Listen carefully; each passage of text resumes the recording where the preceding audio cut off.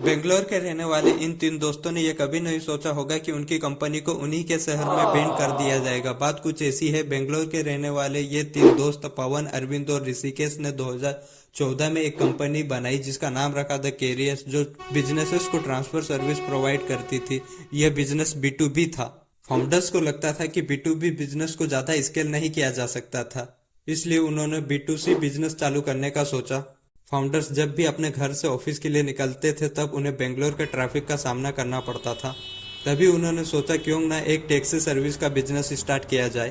पर उस टाइम पर मार्केट में बड़े प्लेयर जैसे ओला और उबर पहले से थे, जो 4 व्हीलर टैक्सी सर्विस प्रोवाइड कर रहे थे। तभी फाउंडर्स को लगा अगर हमें कंपटीशन से आगे निकलना है तो उन्हें कुछ यूनिक सोचना पड़ेगा। उस टाइम पर 2 व्हीलर टैक्सी सर्विस कोई भी नहीं कर रहा था। फाउंडर्स को यह एक यूनिक आइडिया लगा। नवंबर 2015 को रेपिडो की शुरुआत होती है। रेपिडो को शुरुआत से ही सेल्फ फंडेड रखा गया। फाउंडर्स के पास जो पुरानी कंपनी से पैसा आया उसी को री इन्वेस्ट करते रहे। कुछ समय बाद फाउंडर्स को लगा कि अब इन्वेस्टमेंट की जरूरत है। फाउंडर्स कई इन्वेस्टर के पास गए अपना आइडिया लेकर, लेकिन सभी ने रिजेक्ट कर दिया। बट फाउंडर्स ने हार नहीं मानी और अपने आइडिया पर काम करते रहे। कुछ वक्त बाद रेपिडो को अपना पहला इन्वेस्टर मिला, जो थे हीरो कंपनी के चेयरमैन पवन कांत मुंजा।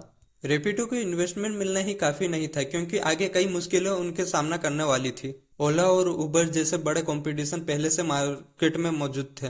इसी को देखते हुए रेपिडो ने बड़े शहरों को छोड़कर छोटे शहरों में ज्यादा फोकस किया। यहाँ पर रेपिडो को अच्छी ग्रोथ मिली। जैसे मैंने पहले ही कहा था, रेपिडो को अपने ही शहर में बैन कर दिया है।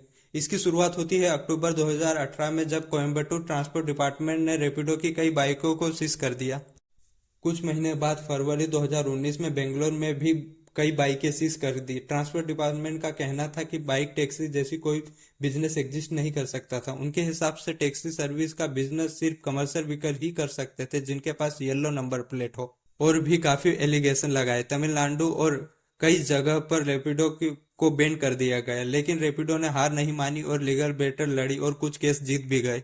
2020 में रेपिडो ने ऑटो रिक्शा सर्विस की शुरुआत की। यहाँ रेपिडो का कमीशन बहुत कम होता था या कभी कभी तो होता ही नहीं था। इस वजह से ड्राइवर्स रेपिडो को ज्वाइन करना चाहते थे। इससे रेपिडो को अच्छी बूस्ट मिली।